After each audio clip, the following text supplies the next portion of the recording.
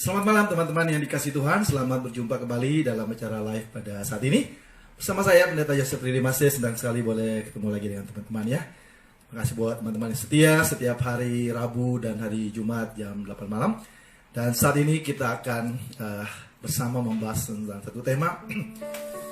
Bagaimana kehidupan kekristenan itu menyenangkan hati Tuhan ya. Dan kita akan mengawali dengan sebuah pujian yang akan memimpin dan menuntun kita supaya kita boleh hidup sesuai kehendak dan rencana Tuhan. Mari kita memulai ibadah kita pada saat ini.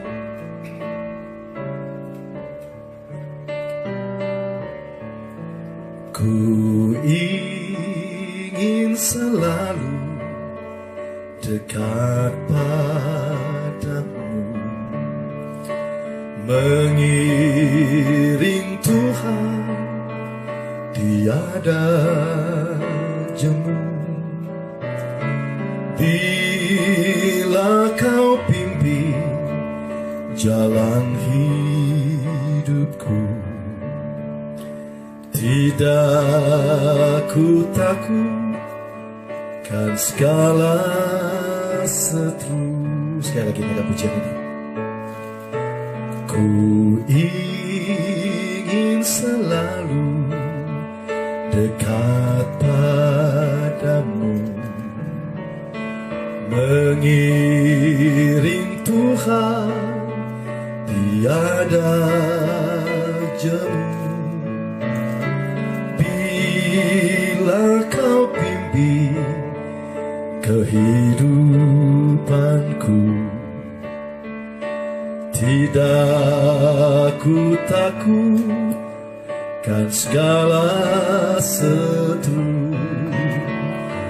Oh Juru Selamat, pegang tanganku, bimbinganmu itu ku perlu. Beri pertolongan kuasamu, oh Tuhan Yesus, pegang tanganku.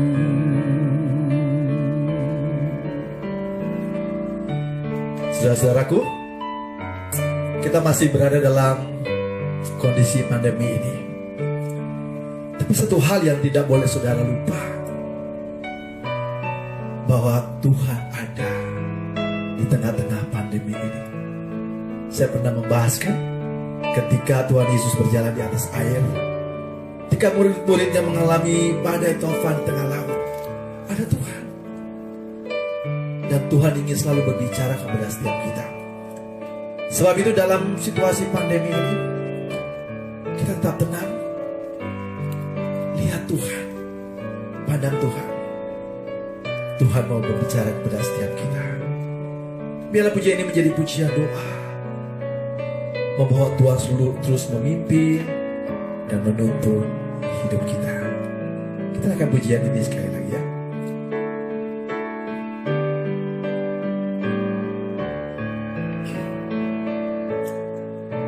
Ku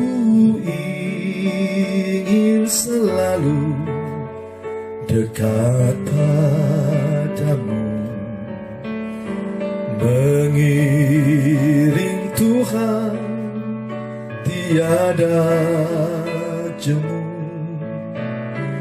Bila kau pimpin jalan hidupku, tidak ku takutkan segala seteru. Oh Juru Selamat, pegang tanganku, bimbinganmu itu ku perlu. Beri pertolongan kuasamu, oh Tuhan Yesus, pegang tanganku. Oh Juru Selamat, pegang tanganku. Bimbinganmu yang aku perlu, beri pertolongan kuat kuasa-Mu. Oh Tuhan Yesus, pegang tanganku. Oh Tuhan Yesus, pegang tanganku.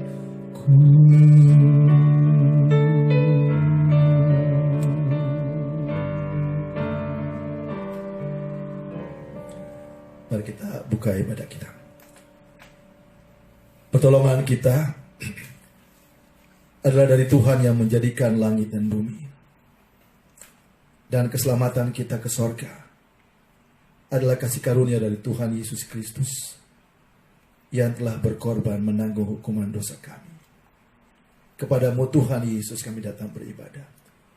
Turunlah kiranya atas kami ya Tuhan, kasih karunia dan damai sejahtera dari Allah Bapa, Tuhan Yesus Kristus, Roh Kudus mengurapi, menguduskan, menyucikan, mengampuni, dan memberkati kami semua, dan memberkati ibadah kami pada saat ini. Haleluya. Amin. Baik teman-teman yang dikasihi Tuhan, kita akan merenungkan tentang bagaimana ya kehidupan kita, supaya hidup kekristenan kita itu menyenangkan hati Tuhan. Kita memohon Roh Kudus menjamah setiap kita, supaya hidup kita sungguh-sungguh berkenan kepada Tuhan ya. Musik dengan lembut memuji Tuhan, kita berdoa. Bapa di sorga, Engkau melihat setiap kami pada malam hari ini. Kami anak-anak-Mu mau merendahkan diri, memohon ampun kepada Tuhan. Sucikan, kuduskan kami Tuhan, kalau mungkin dalam hari-hari hidup kami masih ada sikap hati, pola pikir, perkataan yang tidak berkenan kepada Tuhan. Ampuni kami. Sucikan, kuduskan kami Tuhan, supaya kami layak di hadirat-Mu. Saat ini Tuhan, kami datang menghampiri hadirat-Mu, memohon Tuhan, Kau jamah setiap kami yang sakit. Pulihkan, sembuhkan dengan kuasa-Mu Tuhan Yesus. Jamah setiap yang terikat dengan dosa, dilepaskan dalam nama Tuhan Yesus. Yang masih terikat dengan rokok, yang terikat dengan minuman keras, terikat dengan kebiasaan-kebiasaan dosa, dilepaskan dalam nama Tuhan Yesus. Dan terikat dengan kuasa-kuasa kegelapan, kami tolak dalam nama Tuhan Yesus. Yang sedang mengalami pergumulan, Tuhan lawan setiap kami. Pulihkan hidup kami, pulihkan rumah tangga kami, pulihkan usaha kami, pekerjaan kami, pelayanan kami. Tuhan, pulihkan kami. Saat ini juga kami satukan hati kami, kami berdoa Tuhan. Tuhan, angkatlah pandemi virus ini Tuhan. Normalkan kondisi dunia ini Tuhan, secara khusus bagi bangsa ini. Berikan hikmat bagi pemerintah bangsa kami untuk mengatasi setiap masalah. Masalah pandemi, masalah ekonomi, masalah politik, masalah keamanan. Tuhan tolong. Dan bawa gereja-gereja untuk saling mengasihi, menjadi berkat di tengah bangsa ini. Malam hari ini kami siapkan hati untuk mendengarkan firman Tuhan. Kami mau satukan hati kami, dan kami mau sama-sama naikkan doa yang Tuhan Yesus ajarkan kepada kami. Bapa kami yang di sorga, dikuduskanlah nama-Mu, datanglah kerajaan-Mu, jadilah kehendak-Mu di bumi seperti di sorga. Berikanlah kami pada hari ini makanan kami secukupnya, dan ampunilah kami akan kesalahan kami, seperti kami juga mengampuni orang yang bersalah kepada kami. Dan jangan membawa kami ke dalam pencobaan, tetapi lepaskanlah kami daripada yang jahat. Karena Engkaulah yang punya kerajaan dan kuasa dan kemuliaan sampai selama-lamanya. Amin. Ya, 2 Korintus 5 ayat yang ke-17 berkata bahwa di dalam Kristus kita menjadi ciptaan yang baru. Pola pikir yang baru, sikap hati yang baru, maka perbuatan-perbuatan kita juga baru. Saya rindu begitu Bapak Ibu, supaya kalau kita di Indonesia itu benar-benar hidup kekristenan itu menyenangkan hati Tuhan. Saya mohon maaf buat teman-teman yang ada di Ambon ya. Saya lahir di Ambon, dari TK sampai SMA di Ambon, jadi saya benar-benar tahu bagaimana kondisi di Ambon.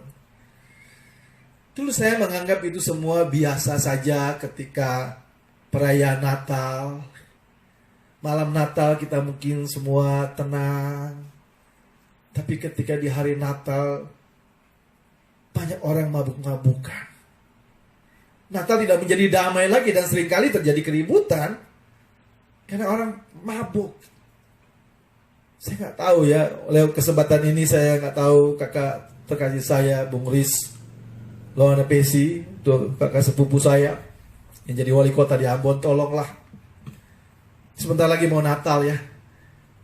Biarlah Natal itu damai. Di mana-mana pohon Natal banyak, tapi orang mabuk juga banyak. Itu merusak. Cobalah berhentilah. Bolehlah kalau minum Sopi 1-2 sloki, tapi kalau udah minum 1 botol, udah mabuk tralala, itu jadi kacau semua. Saya cuma rindu supaya tahun ini Natal benar-benar damai ya. Tidak ada lagi yang mabuk-mabukan, dan seterusnya jangan ada yang mabuk-mabukan. Jangan Natal aja, tiap hari juga jangan ada yang mabuk-mabukan. Itu merusak. Dan saya berharap orang Kristen tidak hidup seperti yang dicatat di dalam Galatia 5 ayat 20, 19-20 itu. Orang Kristen seharusnya tidak hidup di dalam percabulan, tidak hidup dalam kecemaran, tidak hidup dalam hawa nafsu, penyembahan berhala, sihir, perseteruan, perselisihan, iri hati, amarah, kepentingan diri sendiri, percideraan, roh pemecah, kedengkian, kemabukan, pesta pora, dan sebagainya. Seharusnya orang Kristen tidak hidup seperti itu. Kita percaya kepada Tuhan Yesus yang adalah Raja Damai. Dan firman Tuhan katakan bahwa setiap orang yang percaya pada Kristus berarti di dalam dirinya itu ada Roh Kristus. Dan Roh Kristus itu seharusnya memimpin kita kepada damai sejahtera. Yang harusnya nampak dalam kehidupan kita, kasih ya, ada sukacita, ada damai sejahtera, ada kesabaran, kemurahan, kebaikan, kesetiaan, kelemah lembutan, penguasaan diri. Itu yang seharusnya ada di dalam diri kita, umat Kristen. Dan saya percaya kalau semua umat Kristen memiliki hidup seperti ini, maka bangsa ini akan damai. Bangsa ini akan melihat kemuliaan Tuhan melalui kehidupan kita. Sebab itu Paulus katakan di dalam Galatia 2 ayat yang ke-20 juga bahwa hidupku bukannya aku lagi, tapi Kristus dalamku. Hidupku bukannya aku lagi, tapi Kristus dalamku. Seharusnya orang Kristen harus mencerminkan tatapan Kristus. Seharusnya mencerminkan senyuman Kristus, ya. Mencerminkan wajah Kristus. Saya kalau lihat orang negro gitu ya, mukanya seram hitam begitu ya, tetapi yang anak-anak Tuhan begitu senyum, manis gitu kelihatannya gitu ya. Kenapa? Di dalam wajahnya ada terpancar kemuliaan Kristus. Kita ini orang Ambon kan, kita kulit agak gelap toh. Nah, tapi kalau kita di dalam Kristus, Roh Kristus memimpin kita, maka senyuman kita akan manis, ya. Tatapan kita, ya, sikap hidup kita akan manis dan orang akan senang. Sebab itu di dalam Matius 5 ayat 13-16, Tuhan Yesus berkata begini, kamu adalah garam dunia. Lalu di ayat yang ke-14 katakan, kamu juga adalah terang dunia. Kalau saya boleh baca selanjutnya begini, kamu adalah garam dunia. Jika garam itu menjadi tawar, dengan apakah ia diasinkan? Tidak ada lagi gunanya selain dibuang dan diinjak orang. Kamu adalah terang dunia. Kota yang terletak di atas gunung tidak mungkin tersembunyi. Lagi pula, orang tidak menyalakan pelita lalu meletakkannya di bawah gantang, melainkan di atas kaki dia, sehingga menerangi semua orang di dalam rumah itu. Demikianlah hendaknya terangmu bercahaya di depan orang, supaya mereka melihat perbuatanmu yang baik dan memuliakan Bapamu yang di surga. Bapak Ibu Saudara, garam itu tidak banyak ngomong ketika dicemplungin di dalam sayur. Nah, enak kan?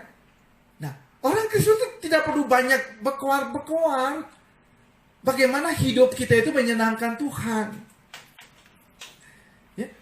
Kehadiran kita. Ya kalau misalnya kita suka gosip, suka ngomongin orang, jelek-jelekin orang, ketika kita hadir dalam satu persekutuan, orang gak suka pasti. Ini biang kerok, nih biang keributan gitu. Tapi kalau orangnya membawa damai, kehadirannya, cara ngomongnya, sikap hatinya, pembawaan hidupnya enak, orang akan bilang gini, waduh gak ada lu gak rame deh, gak ada kamu gak rame gitu. Seharusnya begitu. Kehadiran kita itu seharusnya menjadi berkat. Firman Tuhan juga sudah memberitahukan kepada kita bahwa menjelang akhir zaman ini banyak gereja-gereja mengalami penganiayaan. Artinya mengalami diskriminasi, ditolak, tidak boleh beribadah di mana-mana, iya. Tapi saya khawatir juga jangan-jangan kehadiran kita justru tidak menjadi berkat. Saya jujur aja saya tinggal di satu daerah di Jakarta, dan saya lihat ada anak-anak muda kalau mereka, jadi ada gereja di situ, atau pas hari Minggu, jemaatnya parkir pas depan rumah orang. Satu ketika saya melihat ada mobil jemaat di gereja itu parkir di depan rumah yang bukan Kristen. Dia mau keluar nggak bisa. Nah kita boleh punya gereja, tapi jangan menjadi sandungan bagi orang di sekitar. Parkirlah agak jauh sedikit supaya kita boleh jalan. Jangan parkir depan rumah orang. Itu dia keluarkan kata-kata makian, dan saya kenal orang itu memang agak-agak galak gitu. Dan dia akhirnya maki-maki dan segala macam. Nah, jadi itu tanpa disadari kehadiran kita tidak menjadi berkat. Nah, mestinya keberadaan kita dimanapun kita berada itu harus jadi terang dan garam, menerangi orang-orang sekitar. Kalau kita ada saya sarankan kalau kita ada di gereja di mana kita berada, pertama-tama cobalah perhatikan di sekitar itu ada nggak orang-orang yang perlu ditolong, ada nggak masyarakat di situ yang perlu ditolong. Nah, saya saat ini sedang membantu ada anak-anak Tuhan di daerah Sulawesi Barat ya, di Mamuju, di daerah Kalumpang, Desa Karama ya. Di situ jalanannya rusak, itu banyak komunitas Kristen. Saya tidak tahu apakah itu juga bagian dari diskriminasi pemerintah daerah, saya tidak tahu. Tapi sampai ini bertahun-tahun mereka kesulitan akhirnya membawa hasil tanah mereka, hasil pertanian mereka kesulitan karena kan kalau hujan susah lewat, mau pakai apa gitu. Nah, mereka sedang menuliskan surat, dan kebetulan teman kami, sahabat baik kami, Pak Febri ya, Pak Febri ada di staf 1 kantor kepresidenan, dan beliau mau bantu untuk menyampaikan surat itu kepada Pak Presiden agar bisa melihat. Nah, itu artinya mungkin kita bisa bantu. Saya juga mendengar informasi mereka perlu traktor ya untuk sawah mereka gitu. Saya percaya orang Kristen banyak yang kaya kok. Kalau kita bisa bantu mereka untuk mengirimkan sebuah traktor di sana, mungkin akan gampang untuk mengolah tanah pertanian mereka. Nah, mestinya begitu kan. Kalau kehadiran gereja kekristenan itu jadi berkat, kita bisa saling menopang. Nah, bukan saja traktor itu menolong orang-orang Kristen, tapi orang sedesa itu bisa jadi berkat. Begitu juga kalau misalnya gereja kita ada di desa begitu, di mana tidak ada sumber air. Nah, mungkin kita dari kota kita bisa bantu untuk mungkin bisa menggali sumur air, kita bisa menciptakan itu kan, sehingga kehadiran orang-orang Kristus jadi berkat. Nah, itu makna kita kalau menjadi garam dan terang. Kehadiran kita itu harus jadi berkat. Saya tanggal 4 Agustus yang lalu sempat dikirimin video sama teman di Sulawesi Barat, di pedalaman Sulawesi Barat, bahwa ada anak-anak Tuhan yang dipasung gara-gara gila. Kasihan banget ya. Nah, gila langsung dipasung gitu. Nah, saya berinisiatif dengan apa yang ada. Saya bilang, ada teman saya di sana, Pendeta Agung, Pak Agung tolonglah tolong bawalah, namanya Yoel, bawalah ke rumah sakit. Kita nggak tahu lah, saya juga bukan orang kaya lah, saya bantu sebisanya lah kita, dan puji Tuhan, dan akhirnya kita bawa dia, dan sudah tahu bertahun-tahun dia dipasung karena gila. Sekarang udah sembuh karena sudah mulai melayani, suaranya juga bagus, dan kita lagi persiapkan, mudah-mudahan dia bisa sekolah Alkitab atau sekolah teologi ya untuk ke depan, karena saya lihat kerinduan dia untuk melayani bagus. Nah, Bapak Ibu Saudara kasih dalam Tuhan, saya ingin bagikan kepada teman-teman 3 hal aja kita mungkin bisa renungkan apa yang kita bisa lakukan supaya hidup kita itu menyenangkan hati Tuhan. Nah, apa yang Tuhan Yesus sampaikan melalui khotbahnya di dalam Matius 11, kita baca ayat yang ke-28 ke ayat 29, demikian firman Tuhan, dikatakan demikian. Marilah kepadaku semua yang letih lesu dan berbeban berat, aku akan memberikan kelegaan kepadamu. Ini dulu yang pertama. Nah, orang Kristen itu yang harus nampak dalam diri orang Kristen, hatinya itu penuh dengan kasih. Saudara bisa uji diri. Di dalam hati kita itu suka menolong orang nggak? Ini ciri khas hidup setiap orang Kristen. Kenapa? Kita punya Roh Kristus. Kalau apa yang Tuhan katakan, marilah kepadaku semua yang letih lesu dan berbeban berat, aku akan memberikan kelegaan kepadamu. Ini tidak bicara tentang materi aja. Contoh misalnya, ada orang dalam kesulitan, datang dalam ke kita, dia mungkin perlu teman bicara aja. Dengan kita mendengarkan keluhannya, dan kita berdoa, mari kita berdoa ya. Dia sudah tenang. Ya kalau dia membutuhkan sesuatu, mungkin sepotong roti, kalau saudara punya ya bagikan. Kalau tidak, paling tidak, doa itu sangat besar kuasanya. Nah, ini yang harus ada dalam diri setiap orang Kristen. Setiap orang Kristen itu harus punya hati yang penuh kasih. Tidak bisa tahan untuk melihat orang yang susah. Itu harus menjadi ciri khas. Jadi kalau orang berkata bahwa dia Kristen tapi kalau pelit, nah, saya ragukan. Roh apa gitu? Roh Kristus itu roh yang penuh kasih, yang suka menolong orang. Menurut saya sih, mengasihi orang yang susah itu tidak perlu karunia yang berlebihan. Saudara katakanlah, lagi di jalan misalnya, ketemu orang dalam kesusahan, lagi susah, lapar, dan saudara bisa katakan gitu. Oh ini bukan karunia saya, bukan karunia, itu bicara hati. Orang Samaria itu punya karunia apa? Ya kan?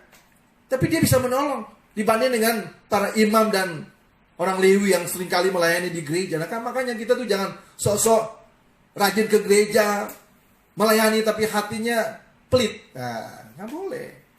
Kita belajar dari Tuhan Yesus. Ciri khas yang harus nampak dominan di dalam kehidupan orang Kristen, hatinya tuh penuh dengan kasih, suka menolong orang. Saya sudah katakan mau menolong orang tidak harus dengan uang. Paling tidak kita bisa merasakan penderitaan orang. Ada orang bisa nggak jadi bunuh diri gara-gara ada orang mau dengarkan curhatan hatinya. Tidak harus kita menolong dengan uang. Saudara berikan dia segelas air pun sudah mungkin cukup buat dia. Ya, jadi itu yang pertama. Yang kedua kita bisa lihat sini di dalam ayat yang ke-29. Belajarlah padaku karena aku lemah lembut. Nah, Tuhan Yesus lemah lembut. Bukan kasar, bukan emosian gitu. Cara ngomong kita. Makanya di dalam khotbah di bukit, berbahagialah orang yang lemah lembut, jamur, karena mereka akan memiliki bumi ini. Ya kan, di dalam Matius 5 itu dikatakan apa? Berbahagia orang yang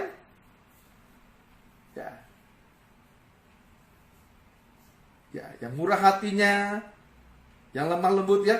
Orang itu akan apa? Akan memiliki bumi ini. Kalau kita sikap kita murah hati, lemah lembut, orang senang bergaul dengan kita. Kehadiran kita tuh ditunggu-tunggu orang. Jadi Bapak Ibu Saudara, hati kita harus dipenuhi. Orang kalau hatinya dipenuhi dengan kasih, pasti sikap bicaranya, cara bicara juga lemah lembut, tidak kasar. Kita kalau udah ngomong kasar, orang mau ketemu kita juga bingung. Waduh, kasar banget, ngeri banget ya kita. Tapi kalau kita ngomongnya baik, ada apa Pak, ada apa Bu, jangan ketakutan orang mau minta tolong. Kalau kita nggak bisa bantu ya sudah, mohon maaf ya saya tidak bisa bantu, mungkin saya bisa doakan, kan beres kan.